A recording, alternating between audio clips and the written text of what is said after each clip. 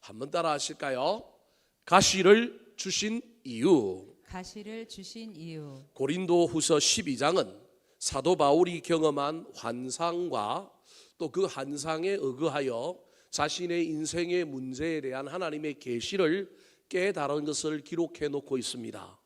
왜 12장에서 그가 경험한 환상과 또 자기 삶에 나타난 하나님의 계시를 기록하고 있느냐 하면, 자기의 말은 듣지 않고 이단 사설에 넘어가서 유대주의자들과 거짓 사도들의 말을 듣고 있는 고린도 교인들이 하도 그 거짓 사도들이 자랑함으로 자기들의 경력을, 자신들의 그 어떤 것을, 권위를 부풀려 얘기하니, 야, 영적으로도 세상적으로 내가 그들보다 훨씬 대단한데 왜 내 말은 안 듣느냐, 내 말 좀 들어라 라고 하기 위하여 자기가 심오한 환상을 보았을 뿐만 아니라 나는 내 인생에 하나님께서 어떤 뜻을 갖고 있는지 나에게 우리 하나님께서 알려주신 나는 계시를 깨달은 자다, 환상과 계시가 내 안에 있다라고 자랑하고 있습니다. 1절 말씀, 우리 12장 고린도후서 12장 1절 말씀 먼저 읽고 지나갈까요? 시작. 무익하나마 내가 부득불 자랑하노니 주의 환상과 계시를 말하리라. 자랑하는 것은 무익하지만 어쩔 수 없다.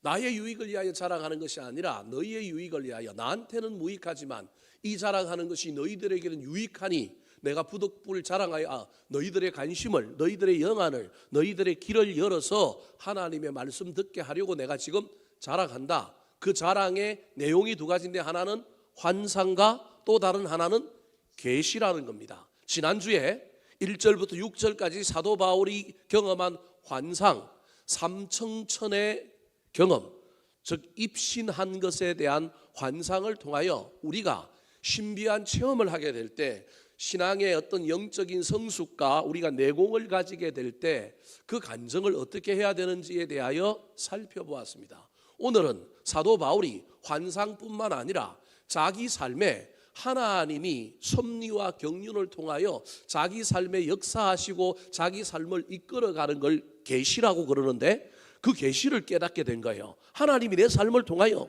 무엇을 하려고 하느냐, 내 인생에 우리 하나님께서 어떤 뜻을 가지고 있느냐를 깨달았는데, 그것이 뭐라고요? 계시라는 거예요. 미래를 알려주는 게 계시가 아니라 내 삶에 하나님의 뜻, 앞으로 내가 무엇을 해야 되는지 알게 되는 게 계시라는 거예요. 사도 바울이 그 계시를 깨달은 것을 오늘 고백하고 있습니다. 그런데 그가 경험한 계시의 주제는 뭐냐 하면 가시입니다. 사도 바울에게 가시가 있었던 것입니다. 가시는 고난일 수도 있고요, 질병일 수도 있고요, 수많은 우리 인생의 부족한 것과 결여된 것, 뭔가 나의 캐리어를 좀 떨어지게 만들고 콤플렉스를 우리에게 만들어주는 그 어떤 모든 것을 다 뭐라고 얘기할 수 있느냐 하면 가시라고 할 수 있습니다. 사라지지 않는 문제, 응답되지 않는 문제, 그것이 가시입니다.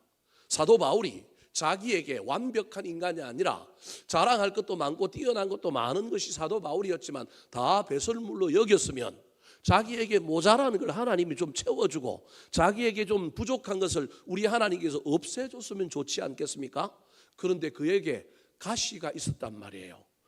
이 가시를 왜 주셨는지 깨달은 거예요. 그게 계시예요. 사랑하는 성도 여러분, 저와 여러분은 우리 인생에 뭐가 없기를 바라요. 뭐가 가득 차기를 바라요. 그런데 때로는 하나님의 섭리, 하나님의 말씀의 오묘함은 우리가 원하는 것과 달리 이유를 알려줌으로 말미암아 우리가 원하는 방향과 전혀 다르게 우리 하나님이 하실 때도 있다는 사실을 기억하시기 바랍니다. 미래에 무슨 일이 일어날 거냐, 내가 어디를 가야 복이 되고 어떤 걸 선택해야 좋은 것이냐만 계시가 아니라 하나님의 뜻과 하나님의 섭리와 경륜이 깨달아지는 것이 계시라고 하는 사실을 잘 기억하여 저와 여러분이 계시의 영인 성령님을 통하여 내 인생에 채워지고 화려하고 뭔가 술술술 풀려가는 것뿐만 아니라 그렇지 못한 것에서도 하나님의 뜻을, 하나님의 섭리와 경륜을 깨달아서 그게 해결되지 아니하여도 만족하고 그것으로 인하여 기뻐하고 그것 때문에 신앙이 더 성장하고 성숙해지는 계시의 영을 소유한 자들이 되기를 예수님의 이름으로 축원합니다. 자, 그렇다면 사도 바울 인생에 있었던 이 가시를 왜 주셨는지 사도 바울이 깨달았는데 하나님은 왜 사도 바울에게 이 가시를 없애주지 않고 그대로 두었을까요? 사도 바울에 대한 이 이야기는 오늘을 살아가는 저와 여러분에게도 해당되는 이야기임을 기억하여 사도 바울이 하나님께서 자기에게 가시를 주신 이유를 깨닫고 오늘 고린도 교회에 얘기하고 하는 이 이야기를 저와 여러분의 이야기로 받아들였으면 좋겠습니다. 자, 그렇다면 하나님께서 사도 바울에게 가시를 주신 이유는 무엇일까요? 첫 번째입니다. 따라하시겠습니다. 자만하지 않고 겸손하게 하려고. 자만하지 않고 겸손하게 하려고. 7절 말씀입니다. 같이 한번 읽어볼까요? 시작. 여러 계시를 받은 것이 지극히 크므로 너무 자만하지 않게 하시려고 내 육체의 가시 곧 사탄의 사자를 주셨으니 이는 나를 쳐서 너무 자만하지 않게 하려 하심이라. 가시를 주신 이유는 나를 자만하지 않게 하려고 주셨다. 그 말은 사도 바울이 가진 것이 너무 대단하여 여러분 사도 바울이 삐끗하면 잘못하면 뭐 할 수 있다고요? 자만하고 교만할 수 있다라는 거예요. 물론 예수 그리스도를 위하여 모든 것을 뭘로 버렸어요? 배설물로 버렸지만 죄송합니다 여러분, 이 표현이 성경에 있는 표현이기 때문에 그대로 씁니다. 저와 여러분은 개와 돼지 같아서 자기가 토한 것에 눕기도 하고 자기가 토한 것을 뭐 하기도 하는 존재라고요? 먹기도 하는 존재예요. 사도 바울도 예수 그리스도를 위하여 십자가를 위하여 자기가 베냐민 지파요, 여러분 가지 율법으로는 흠이 없고 히브리인 중에 히브리인이요, 얼마나 대단한지 모릅니다. 그 당시에 최고의 랍비였던 가말리엘이라고 하는 사람의, 여러분 이 힐렐 학파라고 하는 유대인들의 그 학파 중에 가장 권위가 있는 학파인데 거기에 거두가 가말리엘인데 이 사람 휘하에서 수제자 역할을 했던 사람이 누구냐면 사도 바울이에요. 그래서 훗날 사도행전에 보면 초대교회 교인들을 핍박하는 유대인들의 이야기 속에서 이 공의회라고 하는 것이 모였는데 이때 공의회의 회원 중에 한 사람이 누구냐면 가말리엘이에요. 누가 잡혀왔느냐 하면 베드로가 잡혀왔어요. 베드로가 복음 전하다가 예수 전하다가 유대교 율법을 해방하는 자라고 잡혀왔단 말이에요. 그래서 전부 종교 모독죄로 벌을 줘야 된다고 이야기하는데 한 사람이 딱 나서갖고 한마디 하니까 깨갱하고 다 자중이 그냥 조용해졌어요. 뭐라고 얘기했느냐 하면 냅두라는 거예요. 저게 하나님께로 나온 것이면 그냥 괜찮을 거고 저게 하나님께로 안 나온 것이면 놔둬도 어떻게 될 거라고요? 없어지고 무의로 돌아갈 거니까 우리가 왈가왈부할 게 아니라 냅두면 저게 하나님께로부터 온 것인지 아닌지 안다. 뭘 그거 우리가 그걸 가지고 이게 옳다 그렇다 판단하느냐. 이 가말리엘이 한마디 딱 해버리니까 전부가 깨갱하고 그냥 회의가 없던 걸로 사라져버렸단 말이에요. 그 베드로는 그래서 석방됐다니까요. 그 정도로 유대교의 가장 권위가 있는 영적인 서성 중에 한 사람이 가말리엘인 거예요. 이 가말리엘이 수제자가 사도 바울이었고 수제자였기 때문에 기독교를 핍박할 때 제일 일선에 선 사람이 누구예요?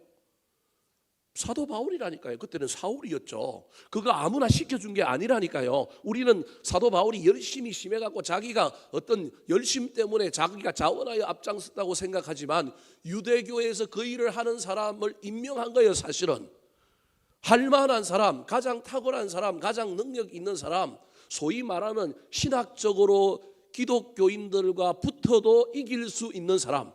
근데 유일하게 그 신학 논쟁에서 진 게 누구냐면 스데반하고 사도 바울이 한판 붙었는데 사실은 말발로는 누가 이긴 거예요? 스데반이 이겼다니까요. 그러니까 스데반이 이기니까 사도 바울이 그냥 성질 나가지고 알고 보면 그때 스데반이 어떻게 되는 거예요? 죽는 거예요. 여하튼 이런 문제 때문에 그냥 내가 그냥 하겠습니다. 내가 그냥 열심으로 나서서 내가 이단 때려잡는데 앞장서겠습니다. 이렇게 해서 나온 사람이 아니라는 거예요. 유대교의 권위에 의하여 세워진 사람, 세워질 만한 사람, 능력 있는 사람, 뛰어난 사람, 대단한 사람이 누구냐면 사도 바울이라니까요. 그러니까 사도 바울이 얼마나 대단한 사람이에요. 그걸 다 뭘로 여겼느냐 하면 배설물로 여겼어요. 그 바람에 이쪽도 아니고 저쪽도 아니고 박쥐처럼 기독교인들에게도 뭘 못 받아요? 환영을 못 받아요. 유대교인들에게는 변절자라고 완전히 왕따 당해요. 자기 고향에 가서도 못 있어요. 고향에 갔더니 고향에 있는 사람들이 전부 들고 일어나서 너 변절자 여기 왜 왔냐는 거예요. 그래서 혼자 영성 수련가요. 어디로 갔느냐 하면 아라비아 강야에 가가지고 한 3년 있어요.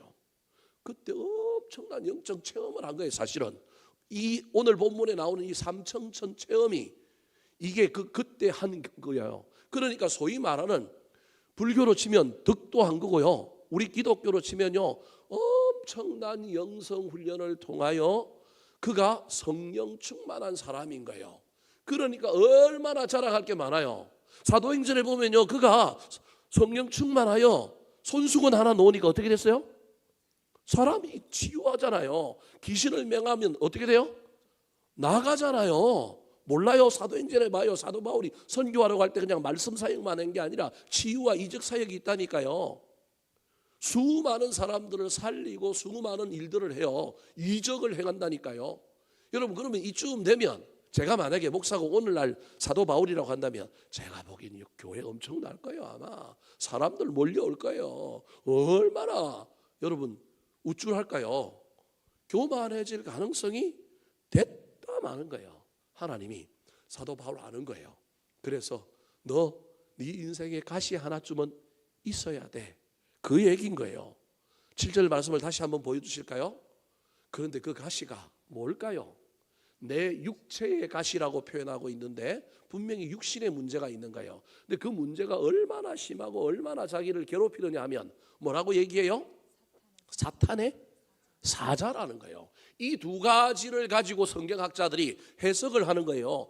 육체의 심히 고통을 주고 사탄의 사자니까 영적으로는 엄청난 사도 바울의 사역에 데미지를 줄 수 있는 것, 이게 사탄의 사자잖아요. 이게 뭘까? 그래서 성경학자들이 이게 뭐라고 나름대로 해석을 했느냐면 간질이라는 거예요. 열심히 복음을 전하다가 간질 걸리면 여러분 갑자기 쓰러지잖아요. 갑자기 뭐가 좀 마비가 되고 거품을 내물고 한동안 있잖아요. 근데 말씀을 전하고 사역을 열심히 하고 치유와 이적을 해가던 사도 바울이 갑자기 귀신 들린 것처럼 예를 들 것 같으면 간질에 걸려서 발작을 했다 칩시다. 그러면 그게 얼마나 자기 캐리어에 자기 사역에 얼마나 누가 되겠어요? 한편으로는 얼마나 이거 없어야 되는데 제가 수요일 날 여러분에게 간증 비슷하게 하면서 오늘 새벽에 제가 길게 했군요. 수요일에 했다고 착각했는데 새벽에 제가 길게 하면서 찬양에 대한 이야기 했잖아요. 오늘 이 말씀 준비하면서 내가 얼마나 후회했는지 몰라요. 그것도 가시일 수도 있는데 찬양 제가 잘 못해가지고 나 찬양 좀 잘했으면 좋겠다. 그 얘기 했는데 사도 바울에게 이게 얼마나 핸디캡일까요? 그냥 단순히 나한테 없는 것, 내가 잘 못하는 것 이런 정도가 아니라 자기 앞길을 방해하고 자기의 본질, 자기의 정체성을 흐리게 만들 수 있는, 어떤 사람은 사도 바울이 쓴 편지들 보면 사람들이 사도 바울을 평가할 때 글은 잘 쓰는데 앙강, 즉 사람이 딱 보더니 첫인상은 이상하고 말은 어둔하다 이런 말들이 성경에 나와요. 그래서 사도 바울이 아마 말을 좀 더듬는 것 같다. 설교는 글은 잘 쓰는데 기가 막히게 이적도 행하는데 설교하다가 뭐 한다고요? 더듬는다고 생각해봐요. 제 신학교 동기 중에 하나가 신기하게 말은 더듬는데 뭐 할 때는 안 더듬어요? 설교할 때는 안 더듬어요. 신학교 왔는데 막 말을 엄청나게 더듬는 거예요. 야, 너 신학교 왜 왔냐? 우리가 안타까워가지고 너 신학교 왜 왔냐? 너 그래가지고 어떻게 설교할래? 그랬더니 자기가 괜찮대요. 그래서 우리가 그냥 그 말을 안 믿었어요. 근데 이제 신학교 과정에 설교의 실제라고 하는 과목이 있어가지고 설교 훈련을 해요. 엄격하게 시켜요. 시간 딱 정해놓고요. 15분 설교 딱 하면 15분 하는데 제가 그때 그 설교를 그걸 열심히 더 잘했어야 되는데 통과를 했는데 시간 딱 정해주고요. 40초 남겨놓고 종을 땡 하면 줘요. 뭐 하라고요? 그 끝내라고요. 또 20초 남겨놓고 또 저 앞에 모니터 있는데 뭐가 있냐면 전구가 하나 있었고 뭐가 들어오냐면 불이 들어와요. 불이 들어오고 그리고 난 다음에 15분 딱 되면 뭐가 꺼져버려요? 마이크가 꺼져버려요. 그래서 이런 훈련을 막 시켜요. 그리고 국어 문법에 안 맞거나 뭐가 잘못되면 거기 있는 학생들 한 그게 150명 수업 듣는데 150명 그다음에 설교학 교수님들 몇 분 다 나와갖고 전부적으로 학생들은 비판하기 위하여 몇 개를 적게 되어 있냐면 각각 10개씩을 적게 되어 있어요. 교수님은 아주 중대한 것만 적어요. 그래 놓고 자아 비판해요. 전부 뭐 하는 거예요? 한 사람 설교한 거 놓고 뭐 해요? 비판해요. 10개 중에 3개씩 발표하라 그래요. 그거 듣고 있으면요 어떻게 될까요? 완전히 사람이 막 초라해져 가지고요. 그래서 설교 실제 수업만 안 다가오기를 기다려요. 설교 잘하는 친구들도요 여기저기서 제가 보기엔 별 문제도 없는데 여기저기서 까는 거예요. 그렇게 훈련을 시켜요. 그럼 매 학기마다 있어요. 매 학기마다 있고 그렇게 많은 인원인데도 3시간짜리 수업이라서 보통 한 학기에 설교를 2번 아니면 3번 해요. 써는 것부터 시작해갖고 설교 실제 하는데 막 그러는 거예요. 근데 그 친구가 우리는 다 더듬어서 이제 큰일 났다. 친한 친구인데도 더듬을 거라고 걱정했는데 딱 올라갔는데 설교를 하는데 더듬어요, 안 더듬어요? 안 더듬는 거예요. 우리보다 제일 잘하는 거예요. 그래갖고 우리가 얼마나 놀랐는지 몰라요. 끝나고 난 다음에 우리가 다 사과했어요. 미안하다. 너 왜 신학교 왜 왔냐? 너 왜 이래갖고 어떡할 거냐? 그랬더니 자기는 설교할 때는 안 더듬는데 친구들한테는 중간 정도로 듬고 여자 앞에만 가면 제일 많이 더듬는데요. 그래서 장가를 안 가고 신학교를 왔는데 이 착한 친구 말은 더듬지만 이 순진한 친구를 어떻게 하면 장가를 보내줄까 애를 써가지고 나중에 신대한 3학년 때 우리가 작업을 해갖고 같은 나이 또래에 진짜 노처녀 시집 안 간다고 얘기하는 노처녀 하나 작업 잘 해갖고 장가를 보냈어요. 근데 재미난 건 설교할 때도 안 더듬죠. 누구한테도 안 더듬어요? 결혼하고 나니까 자기 아내한테도 안 더듬는 거예요. 나머지는 지금도 더듬어요. 전화하면 말 더듬어가지고 얼마나 알아듣기가 힘든지 몰라요. 그래서 누가 통역관이 통역을 해줘야 될 정도로 그래서 그 친구하고 전화하면 야 뭘로 하자? 카톡으로 하자. 이게 훨씬 더 편할 정도예요. 사도 바울의 가시가 뭐였는지는 알 수 없지만 간질인지 말더듬인지 아니면 뭐 눈이 안 보여갖고 시력이 안 좋아갖고 맨날 눈에 눈곱이 끼고 막 안질인지 뭔지는 잘 모르겠지만 성경학자들이 육체의 가시일 뿐만 아니라 사탄의 사자라고 하는 저 이야기를 통하여 저게 육신적으로도 아주 힘든 것뿐만 아니라 영적으로도 자기의 캐리어에 자기의 사역에 도움이 되지 않는 그 어떤 것이었을 것이다 그렇게 이야기합니다. 여러분 그러면 이런 정도는 하나님께 기도해서 하나님 이거 좀 해결해 주세요. 그리고 우리 하나님 웬만하면 이런 정도는 해결해 줘야 되지 않을까요? 사탄의 사자인데 어떻게 사역자에게 사탄의 사자가 있어요? 목회자에게 사탄의 사자의 어떤 것들이 나타나면 얼마나 그게 쪽팔리고 얼마나 그게 힘들겠어요. 그런데도 하나님이 뭐라고요? 너를 뭐 하지 않게 하려고요? 자만하지 않게 하려고. 그래야만이 네가 겸손해지고 그래야만이 네가 교만해지지 않는다. 사랑하는 성도 여러분, 저와 여러분의 인생 가운데 혹시 우리 인생에 결여가 있고 문제가 있고 어려움이 있습니까? 그게 돈이든 건강이든 때로는 다른 어떤 것이든지 간에 그것을 저와 여러분이 너무 안타까워하거나 너무 막 마음 상해하거나 너무 원망하거나 그러지 말고 시각을 좀 바꿀 수 있었으면 좋겠습니다. 하나님이 나한테 가까이 오라고, 하나님이 나보고 주님 가까이 오라고, 하나님이 나보고 겸손해지라고 이걸 주셨구나. 어쩌면 겸손하면 사라질 수도 있겠구나. 내가 겸손하면 하나님 이거 가져가시겠구나. 내가 겸손하지 않을까 봐 이걸 주셨으니 겸손하면 주님께서 가져가실지도 모르겠다라고 하는 마음을 가지고 우리가 가지고 있는 가시를 대하는 시각을 바꾸게 되기를 우리 구주 예수 그리스도의 이름으로 축원합니다. 두 번째, 사도 바울에게 가시를 없애주지 않고 그대로 두신 이유는 무엇일까요? 따라하시겠습니다. 기도하게 하려고. 자, 8절 말씀 같이 한번 읽어볼까요? 8절 시작. 이것이 내게서 떠나가게 하기 위하여 내가 3번 주께 간구하였더니. 바울은 육체의 가시를 없애려고 그걸 좀 없애달라고 자기 하나님께 몇 번 기도했다고요? 3번이나 기도했다는 겁니다.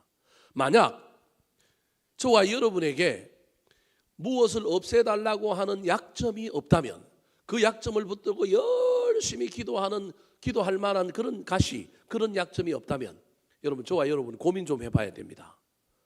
무슨 말이냐면 저와 여러분이 교만할 가능성이 많거나 영적으로 깨어있지 않거나 무덤덤하게 살아갈 가능성이 있습니다. 사도 바울은 이 가시의 문제를 가지고 하나님께 뭐 했느냐 하면 기도를 한 거예요. 3번이나 기도한 거예요. 그 말은 여러분 이 고난의 문제, 이 가시의 문제 때문에 그래도 무슨 줄을 안 놓은 거예요? 기도의 줄을 놓지 않은 거예요. 이 가시 때문이라도 하나님께 기도하게 된 겁니다. 사랑하는 성도 여러분, 여러분 언제 기도합니까? 잘 나갈 때 기도합니까? 아니면 고난당할 때 기도합니까? 물론 잘 나갈 때도 기도하는 사람이 있지만 일반적으로 여러분 당연히 고난당하거나 어려운 일이 있을 때 저와 여러분은 기도하지 않습니까? 우리가 게을러서 기도하지 않는 것이 아니라 알고 보면 하나님 외에 다른 것을 믿는 교만이 있기 때문에 기도하지 않을 수도 있습니다. 우리는 흔히 게을러서 기도 안 한다라고 이야기하는데 게으름의 정체를 한꺼풀 저와 여러분이 벗겨보면 거기에 내가 하나님에 대한 기대가 없는 거예요. 내가 하나님에 대하여 그렇게 믿음으로 믿지 않는 거예요. 내 인생의 문제 하나님 외에도 다르게 내가 해결할 수 있다고 믿기 때문에 그러는 거예요. 믿는 구석이 있기 때문에 기도하지 않을지도 모릅니다. 비벼야 될 언덕이 있기 때문에 저와 여러분은 하나님이 비빌 언덕이라고 생각하고 기도하는 것입니다. 특별히 인생의 문제 앞에 고난 앞에 저와 여러분은 기도할 수밖에 없는 사람입니다. 한나가 애를 못 낳으니 처음에는 원망하다가 나중에는 뭐 합니까? 기도하잖아요. 원망만 하고 있는 것이 아니라 자신의 가시 앞에 자신의 문제 앞에 뭐 한 거예요? 기도한 거예요. 사도 바울도 이 가시 때문에 여러분 아라비아 강야에서 3년 동안 영성훈련할 때 이 가시 문제를 이 영성훈련 기간 동안에 없애보려고 하나님께 뭐 한 거예요? 기도하다가 1절부터 6절에 나오는 그 삼청천 입신의 경험을 사실은 한 거라고 보는 게 맞아요. 그냥 이 경험과 이 기도, 이 가시를 위한 기도가 떨어져 있는 것이 아니라 제가 보기엔 이 두 개는 합쳐져 있는 거예요. 가시를 위하여 고난을 위하여 하나님께 기도하다가 하나님이 고난의 문제는 해결해 주지 않는데 무슨 문을 열어주셨느냐 하면 하늘 문을 열어주신 거예요. 그래서 내가 천국을 경험하고 신비한 초월적인 영적인 체험을 하게 된 거예요. 이게 기도의 유익입니다. 가시가 없었다면 삼천천을 경험하고 가시가 없었다면 하나님 그렇게 열심히 기도했겠습니까? 저와 여러분의 인생에 가시가 있음에도 불구하고 기도하지 않는 건 죄송합니다만 믿음 없는 겁니다. 게을러서 그런 게 아니라 게으름도 뚜껑을 열어보면 내 인생의 문제를 하나님이 해결해 줄 거라고 믿는 것이 아니라 다른 것이 해결할 수 있다고 믿기 때문에 저와 여러분이 기도하지 않는 겁니다. 그러므로 가시가 있을 때는 고난이 있을 때는 문제가 있을 때는 반드시 하나님 앞에 기도하시기 바랍니다. 가시를 주신 이유가 이 일을 통하여 기도함으로 영적으로 성장하고 체험하고 하나님께 가까이 나오고 이 가시는 해결되지 않았지만 그 일을 통하여 다른 축복의 통로를 열어주려고 하는 것임을 기억하셔서 가시 앞에 저와 여러분은 인간인지라 이 문제 해결하기 위하여도 기도해야 되지만 이 일들을 통하여 기도의 문이 활짝 열리는 기도꾼들이 되기를 예수님의 이름으로 축원합니다. 마지막입니다. 하나님께서 사도 바울에게 가시를 주신 이유, 그대로 두신 이유는 무엇일까요? 따라 하시겠습니다. 능력을 입게 하려고. 능력을 입게 하려고. 가시는 그대로 두지만 뭘 주려고요? 가시 때문에 다른 능력을 주려고 가시를 두셨다라는 겁니다. 아니 그러면 하나님 가시 주지 말고 뭐만 주면 좋아요? 능력만 주면 좋겠는데 하나님이 가시를 두고 능력을 주신다라는 거예요. 이유는 뭘까요? 똑같습니다. 능력 받아서 뭐 할까 봐? 교만할까 봐. 능력 받아서 하나님 위하여 쓰지 않고 누구 위하여 쓸까 봐? 자신을 위하여 나를 위하여 쓸까 봐. 자, 9절 말씀 같이 한번 읽어볼까요? 9절 시작. 나에게 이르시기를 내 은혜가 내게 족하도다. 이는 내 능력이 약한 데서 온전하여짐이라 하신지라. 그러므로 도리어 크게 기뻐함으로 나의 여러 약한 것들에 대하여 자랑하리니 이는 그리스도의 능력이 내게 머물게 하려 함이라. 자, 저기서 저와 여러분이 고민을 해야 될 지점이 있습니다. 가시를 주신 것은 능력을 주시려고 했는데 목사님 내 인생에 가시가 있는데 나는 왜 능력이 없어요? 여러분 이런 질문을 해봐야 되지 않겠습니까? 성경을 읽으면서 여러분 이런 질문들을 해봐야 된다니까요. 여러분 제가 여러분에게 말했다고 그냥 그걸 다 받아들이고 믿는 너무너무 착한 그리스도인들 제 입장엔 좋기는 한데 가시를 그대로 두신 건 뭘 주려고 그랬다고요? 능력을 주려고 그랬다는 거예요. 그러면 내 인생에 지금 가시가 있으면 내 삶에 뭐가 있어야 돼요? 능력이 나타나야 되는데 능력이 지금 없어요. 이게 어떻게 된 일이냐는 거예요. 거기에 대한 설명이 저 구절에 나오는 거예요. 자 보십시오. 3번이나 가시를 없애달라고 하나님께 기도했더니 하나님의 응답이 왔어요. 뭐라고 응답이 왔어요? 내 은혜가 네게 족하도다. 이게 무슨 말이에요? 앞에 나오는 내 은혜는 하나님의 은혜예요. 내게는 누구냐면 사도 바울에게요.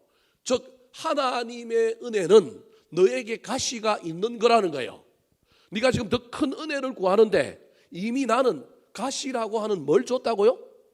은혜를 줬다라는 거예요. 이 말도 안 되는 이야기를 지금 받은 거예요. 응답을 받은 거예요. 네 은혜가 네게 족하다라고 하는 말은 가시가 있는 그것이 은혜라는 거예요. 그러면 그 말은 지금 가시 속에서 저와 여러분이 뭘 발견해야 되는 거예요? 은혜를 발견해야 되는데 저와 여러분은 가시만 보이고 불편함만 보이고 쪽팔림만 보이고 힘든 것만 보여서 은혜는 보여요, 안 보여요? 안 보인다니까요.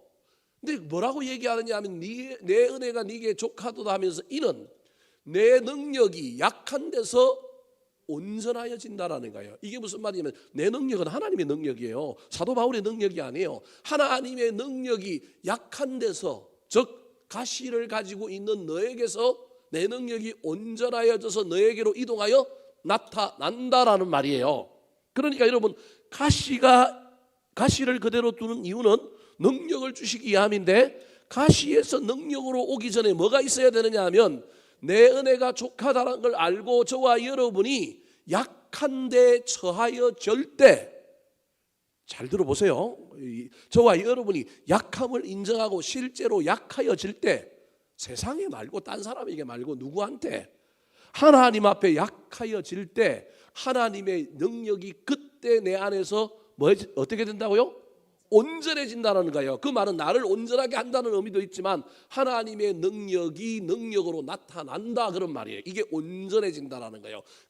그때서야 나타난다는 거예요. 그러니까 하나님의 능력은 이미 하나님 우리에게 능력을 주셨는데 그 능력은 누구한테 달려 있느냐면 나한테 달려 있어요. 가시를 그대로 가지고 있으면서도 원망하고 불평할 것이 아니라 이 안에서 은혜를 발견하고 하나님 앞에 약하여졌을 때 그때 나에게 주어진 은혜가 온전하여져서 나타난다라는 거예요. 하나님이 갑자기 나한테 주셔야만 그게 있는 게 아니고 나한테 주셨다니까요. 온전하여지는 조건이 만들어져야 그 능력이 나타난다라는 거예요. 이걸 계시로 깨달은 사람이 누구라고요? 사도 바울이에요. 그래서 사도 바울이 뭐라고 얘기해요? 그러므로 도리어 크게 뭐 했다고요? 기뻐했다라는 거예요. 그러니까 여러분 약한 것은 뭐 하는 거라고요? 기뻐하는 거예요. 자, 여러분이 잘 이제 이해를 하셔야 됩니다. 저와 여러분이 하나님 앞에서 약해져야 가시가 있음에도 불구하고 나에게 뭐가 나타날 거라고요? 능력이 나타날 건데 능력이 나타나게 하는 약함은 저와 여러분이 가져야 될 약함은 나 약해요 이게 아니라 뭐라고요? 도리어 뭐 하는 거라고요? 기뻐하는 거라고요. 두 번째로는 뭐 하는 거라고요? 자랑하는 거라고요. 이해되셨습니까? 기뻐하고 자랑하면 이는 그리스도의 능력이 내게 뭐 한다고요? 머문다. 앞에서는 온전하여 진다. 가시가 있음에도 불구하고 능력이 나타난다. 9절에서 지금 두 가지를 얘기하고 있는 거예요. 도리어 뭐 하라고요? 기뻐하라. 그 다음에 뭐 하라고요? 자랑하라. 그럼 보십시오. 사도 바울이 저게 간질인지 안질인지 뭐 말더듬인지 뭔지는 잘 모르겠지만 사도 바울에게 그게 있었어요. 그동안 사도 바울은 이걸 어떻게 여겼어요? 쪽팔리게 여겼다니까요. 무슨 말씀이 이해되십니까? 그동안 이게 부담스러워서 부담뿐만 아니라 핸디캡으로 여겼다니까요. 핸디캡으로 여기고 얼마나 사람들 앞에 이게 나타나지 않게 하려고 숨기고 가능하면 이게 안 보이게 하려고 얼마나 애를 썼는지 몰라요. 그런데 약하여지고 나니까 이제는 숨겨요, 안 숨겨요? 안 숨겨요. 이런 나를 하나님이 쓰신다? 자랑해요. 기뻐해요. 하나님이 나한테 이런 말더듬이가 있고 나한테 이런 간질이 있는데도 하나님이 뭘로 쓰시느냐 하면 사도로 쓰셔. 내가 이렇게 말도 못하는데, 내가 이렇게 더듬는데 하나님께서 나에게 선교사로 삼으셔가지고 지중해를 돌아다니면서 내가 수많은 교회를 세우고 하셔서, 야, 이거 신기해. 내 능력이 아니야. 누구 능력이라고요? 하나님의 능력이라. 여러분, 이게 기뻐함과 자랑이라니까요. 잘 이해가 안 되십니까? 지금 여러분이 가지고 있는 핸디캡을, 지금 여러분이 가지고 있는 가시를, 지금 여러분이 가지고 있는 걸 여러분은 지금 어떻게 대하고 있습니까? 쪽팔려 하고 있습니까? 부끄러워하고 있습니까? 우리 교회 그런 사람 없으니까 그냥 내가 이혼한 거, 이혼하고 예수 믿은 거, 내가 뭐 예수를 믿고 교회 나왔지만 내가 가지고 있는 뭐 핸디캡, 수많은 상처, 어려움, 여러분 이걸 저와 여러분 어떻게 대할 거냐는 거예요. 이걸 없애달라고 하나님께 지금 저와 여러분이 기도했는데 하나님 없애주시기도 해요. 보완해 주시기도 한다니까요. 그런데 사도 바울처럼 안 하는 것도 있다니까요. 안 하는 것도 있어요. 그 안 하는 것을 그러면 저와 여러분은 시도해보고 계속 해볼 때 우리는 이걸 어떻게 대할 거냐. 뭘 사람들 볼 때마다 막 의기소침하고 막 저와 여러분이 숨고 이걸 그냥 부끄러워하고 가능하면 사람들한테 안 나타나게 만들려고 하고 이럴 거냐. 복음은 자유인데, 복음은 능력인데, 신앙생활에 이런 것이 있는데 왜 이 부분에서는 그게 안 되느냐는 거예요. 사도 바울이 지금 그 이야기하고 있는 거예요. 그런데 그가 계시를 깨닫고 나니까 상황은 똑같아요. 여전히 나의 핸디캡이요, 나의 부족함이요, 나의 문제인데 하나 기도하는 가운데 하나님의 계시를 깨닫고 나니까 이제는 내가 그것을 기뻐하고 뭐 하더라고요? 자랑하더라는 거예요. 그 말은 무슨 말이냐면 내가 하나님께 약하여졌다라고 하는 저 말은 하나님이 나에게 이 일을 주신 것은 이유가 있습니다. 하나님이 주셨으니 내가 그것을 온전함으로 받아들이겠습니다. 순종하겠습니다. 이게 약함이에요. 여러분 이게 약함이라니까요. 근데 우리는 예수를 믿으면서 순종이라고 하는 단어를 알면서 상황에 들어가면 내가 강함으로 열심히 기도하여 소나무를 몇 개 뽑고 하나님께 열심히 기도하고 하나님을 내 마음대로 내가 생각하는 대로 다 뭐 하려고 그래요? 바꾸려고 그래요. 이건 약함이 아니고 뭐라고요? 강함이에요. 제가 교만이라고 하지는 안 하겠어요. 여러분 저와 여러분의 신앙생활에 이 차이가, 이 미묘한 차이가 있는데 이걸 저와 여러분이 알고 어떻게 경험하여 가느냐, 이게 엄청난 문제예요. 특별히 일반적이고 평범한 문제, 조금 편차가 있는 문제에는 이 부분이 그렇게 드러나지 않아요. 그런데 핸디캡의 문제에는, 저와 여러분의 가시와 같은 문제에는 이 부분이 명확하게 드러나요. 우리는 그걸 신앙이라고 하는 의미로 기도하면 뭐 한다고요? 된다. 기도하면 되지요. 근데 기도의 응답 중에는 뭐도 있다고요? 노도 있는데 내 평생에 나는 노는 있어 없어? 없어. 여러분 신앙이 좋은 사람일수록 이룰 수 있다니까요. 그래서 저와 여러분은 밀어붙여요. 하나님 앞에 약한 게 아니고 뭐예요? 강함이에요. 인정하지 않는 거예요. 나라는 존재한테 하나님이 주신 걸, 이런 남편, 이런 부인, 이런 상황, 이런 실패, 이런 여러 가지 것들을 주신 것을 저와 여러분이 인정하는 게 약함이에요. 인정하는 걸 넘어서 도리어 뭐 한다고요? 기뻐하는 건, 내가 인간 만나서 요만큼 왔지 다른 인간 만났으면 틀렸을, 이상해졌을 거야. 그렇게 기뻐해야 되는데 지금 뭐 그렇게 생각하는 사람들이 별로 많지 않은 것 같아서 설교하는 사람이 심히 여러분 표정을 보니까 곤란한데, 여러분 이렇게 생각해야 된다니까요. 저 인간 만나고 내 인생이 이상하게 됐어. 그리고 하나님이 그렇게 생각 안 할 수 있어요. 네가 저 인간 만나서 그나마 사는 거야. 이럴 수 있다니까요. 그래서 우리는 하나님 앞에 자꾸 믿음이라고 하는 관점으로 뭐 어떻게 나가냐면 강함으로 나아가는 거예요. 근데 지금 하나님은 믿음은 강함이 아니고 뭐라고요? 약함이다. 너한테 일어나는 모든 것을 하나님의 섭리, 하나님의 뜻 안에서 하나님이 합당하게 주셨다라고 하는 것을 네가 인정할 수 있니? 순종할 수 있니? 근데 그 순종을 넘어서 이번에 뭐 한다고요? 자기 내면으로 기뻐해요. 순종은요, 마음에 안 닿았지만 또 뭐하든 할 수 있어요? 의지적으로도 할 수 있어요. 근데 기뻐하는 것은 진짜 마음이 동의한 거예요. 아, 하나님이 나한테 이 가시를 준 이유가 있구나. 야, 우리 하나님이 무슨 일을 하려고 하는구나. 야, 기대된다, 기쁘다, 이렇게 되는 거예요. 그래서 인정, 순종 다음에 나오는 것이 뭐예요? 내 내면의 기쁨이 내 삶의 기쁨이에요. 근데 이 기쁨이 그 다음에 어디로 가요? 밖으로 나가서 뭐 하는 거예요? 자랑하는 거예요. 그러면 그리스도의 능력이 계속 나한테 머물 뿐만 아니라 그 그리스도의 능력이 나를 온전하게 만들고 그 능력이 가시가 있음에도 나타나는 거예요. 그래서 그 능력 때문에 내 가시가 안 보이는 거예요. 우리는 가시가 없어지면 내가 돋보일 거라고 생각하는데 하나님은 야, 인생은 어차피 다 가시가 있어. 가시 있는 대로 냅두고 네가 하나님을 인정하고 받아들이고 하나님의 섭리를 인정하는 가운데 네가 훨씬 더 빛나는 부분이 많아. 장점은 뭘로 약점은 뭘로 가려야 돼요? 장점으로 가리면 되잖아요. 여러분 쳐다봐봐요. 여러분 문제 없는 사람이 있어요? 문제 없는 사람이 어디 있어요? 다 있잖아요. 그런데 그럼에도 불구하고 빛나는 것이 뭐가 있느냐? 그게 훨씬 더 문제라는 거예요. 그래서 사도 바울은 그 이후로 저기서 깨달은 그 계시 섭리 때문에 그는 자기 인생에게 일어나는 그 모든 것들을 기뻐한다라는 거예요. 10절 말씀 같이 한번 읽어볼까요? 10절. 자, 시작. 그러므로 내가 그리스도를 위하여 약한 것들과 능욕과 궁핍과 박해와 곤고를 기뻐하노니 이는 내가 약한 그때의 강함이라. 내가 약할 때 강함이, 하나님의 강함이 나타나더라.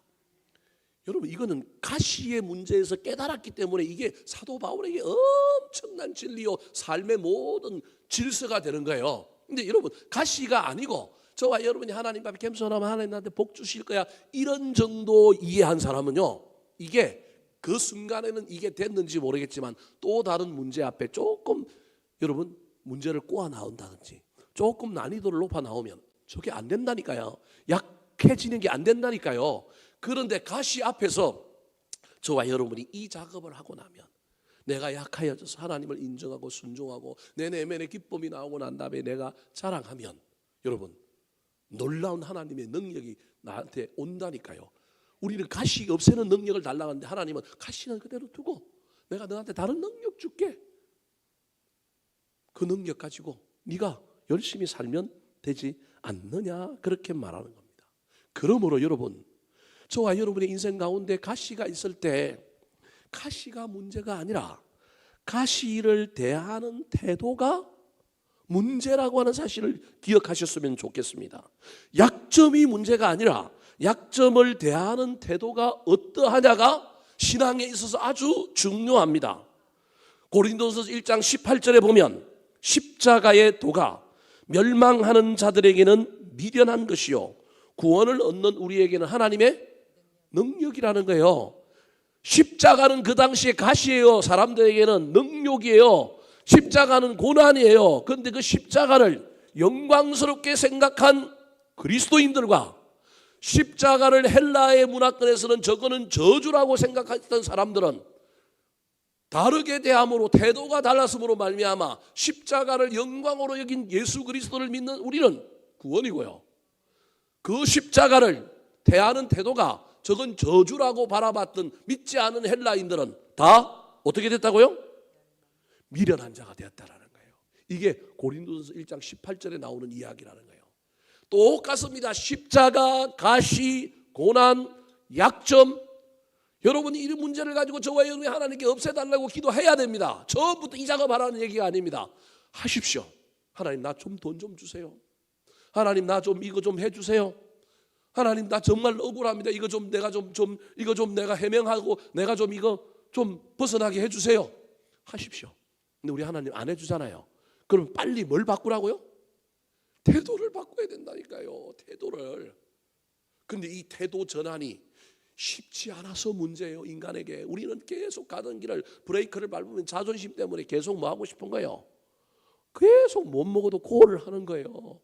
그런데 영적인 신앙인들 중에 정말 지혜로운 사람들은 반드시 여기에서 태도 변화를 잘 해야 되는 거예요. 우리 가정에 사용하는 숯과 기금속 중에 가장 귀하게 여기는 것이 다이아몬드입니다. 그 다이아몬드의 원소에는 C라고 하는 탄소가 들어 있습니다. 근데 똑같은 탄소 원소가 들어 있는데 하나는 아름다움의 최고봉인 뭘 만들어요? 다이아몬드가 돼요. 탄소가. 그런데 이 탄소가 또 다른 하나는 잘못되면 뭐가 돼요? 숯이래요. 다이아몬드의 기본 원료가 탄소인데 탄소를 잘 대하면 뭐가 된다고요? 다이아몬드가 되지만 잘못 대하면 뭐가 된다고요? 숯이 된다는 거예요. 가시를 잘 대하면 뭐가 될 수 있다고요? 다이아몬드가 될 수 있다니까요. 근데 가시를 잘못 대하면 뭐가 된다고요? 숯이 되는 겁니다. 사랑하는 성도 여러분, 가시는 불신앙의 눈으로 보면 저주요, 숯이 되지만 믿음의 눈으로 보면 다이아몬드가 되고 축복일 수 있습니다. 이게 계신 거예요. 그래서 이건 말로 설명할 수가 없는 거예요. 우리 각자가 삶의 영역에서 이 경험이 있어야 돼요. 순조롭게 그냥 예수 잘 믿는 신앙, 뭐 그 신앙도 신앙이지만 저와 여러분의 신앙 가운데 때는 이를 악무로 보고 십자가도 한번 져보고요. 때로는 이를 악무로 보고 이 가시가 있는 것 속에서도 하나님의 놀라운 은혜를 경험해 보는 게 이게 신앙의 정수예요. 좋은 길만, 편한 길만 가고 예수 잘 믿고 여러분 그런 인생도 행복해요. 하나님이 그런 인생도 주십니다. 그런데 대부분의 인생에는 여러분, 저와 여러분이 하나님이 스티그마 흔적을 남기신다니까요. 이런 어려움을 겪고 이기고 이런 일들 속에서 저와 여러분이 가시를 가지고 있으면서도 다이아몬드를 만들어내는 것. 여러분에게 오늘 제 설명이 어려웠는지 쉬웠는지 잘 모르겠습니다. 중요한 건 저와 여러분에게 어떤 고난이 있고 문제가 있고 어려움이 있을 때 이걸 어떻게 대할 거냐. 처음에는 사생결단으로 믿음으로 하나님께 기도하셔서 하나님 나 이거 제발 좀 없애주세요. 나 저 인간 때문에 나 힘든데 나 좀 옳은 것으로 드러나고 내가 정말 진리로 드러나게 해주십시오. 우리 하나님께 기도하시기 바랍니다. 네, 사도 바울처럼 몇 번 했다고요? 3번 기도했는데 그대로 안 두시고 네 은혜가 내게 뭐 하라고요? 족하다 그러면 빨리 태세를 전환하시기 바랍니다. 빨리 태세를 전환해서 저와 여러분이 빨리 시각이 바뀌어야 됩니다. 바뀌어서 저와 여러분이 하나님 앞에 약해져야 합니다. 그냥 되는 게 아니라니까. 뭐 해야 된다고요? 약해지는데 뭘 해야 약해질 거라고요? 기도해야 된다니까요. 그 기도는요 처음 기도하고는 달라요. 처음 기도는 뭐 해달라고 기도한 거예요? 없애달라고 기도한 거잖아요. 두 번째로는요 기도가 바뀌어야 된다니까요. 하나님 그러면 왜 가시를 두셨습니까? 제가 이 가시 앞에 어떻게 해야 될까요? 제가 가시 말고 하나님의 능력 받아갖고 더 반짝반짝 빛이 나야 될 다이아몬드를 만들어야 될 영역은 뭘까요? 자꾸 내 상처, 내 아픔, 내 부족한 것 이거 없애려고 이거 좀 커버쳐 보려고 신앙생활 하지 말고 있으면 어때요? 내 얼굴이 좀 못생긴 내가 좀 뚱뚱한데 살 빼면 좋겠지만 운동해도 안 빠지는데 오늘도 금요기도 갔다 오기 전에 2시간 운동하고 왔는데 몸무게 재보니까 똑같은데 어떡하는 얘기예요? 안 되잖아요. 안 되면 뭘로 잘해야 될까요? 체력이라도 좋아가지고 살은 그대로고 몸무게는 그대로라도 체력이라도 좋아갖고 여러분 남하고 산에 갈 때 뒤 안 쳐지면 되잖아요. 예? 여름인데 땀은 좀 뻘뻘 흘리더라도 체력적으로 허걱거리지 않으면 되지 않겠어요? 하나님이 나에게 또 다르게 주실 놀라운 영역이 있다는 걸 발견할 수 있었으면 좋겠어요. 왜 자꾸 이 문제에 이거 해결 안 되는 이 문제에 목을 빼고 이것 때문에 막 저와 여러분이 여기에 막 사생결단을 걸고 있습니까? 하나님 그거 그냥 두시라니까요. 그 가시라니까. 평생 갖고 가라니까요. 딴 거 하라니까요. 하나님의 능력이 나타날 딴 거.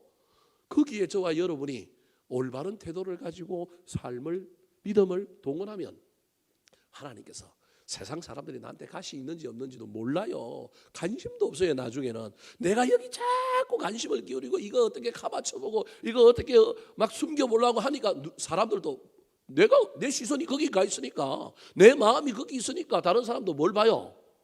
내가 보는 걸 보지. 그러니까 그 사람들 눈에 보이지.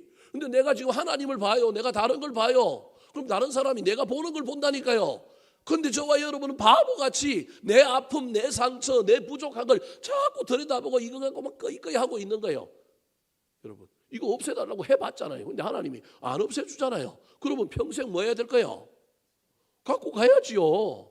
갖고 가고 다른 거 해야 되지 않겠습니까? 근데 왜 여기에 그렇게 코를 빠뜨리고 있느냐는 거예요. 오늘 말씀이 여러분에게 어떤 도움이 될지는 모르겠지만 우리 신앙생활 가운데 저와 여러분이 하나님이 가시를 주신 여러 가지 이유가 있는데 첫 번째로는 교만하지 않게 하려고 주셨구나. 두 번째로는 하나님께 가까이 나오게 하려고 기도하게 하려고 주셨구나. 세 번째로는 하나님이 가시를 두고도 나한테 다른 뭘 주고 싶어 한다고요? 능력을 주고 싶어 하는구나. 내가 다른 일 하라고 하는구나. 자꾸 내가 여기에 코를 빠뜨리면 안 되겠구나 깨닫고 빨리 시선을 저와 여러분의 신앙의 태도를 바꿀 수 있는 지혜자들이 되기를 우리 구주 예수 그리스도의 이름으로 축원합니다. 한번 따라 하실까요? 가시를 주신 이유, 가시를 주신 이유, 겸손하게 하려고, 겸손하게 하려고, 기도하게 하려고, 기도하게 하려고, 능력을 입게 하려고, 능력을 입게 하려고.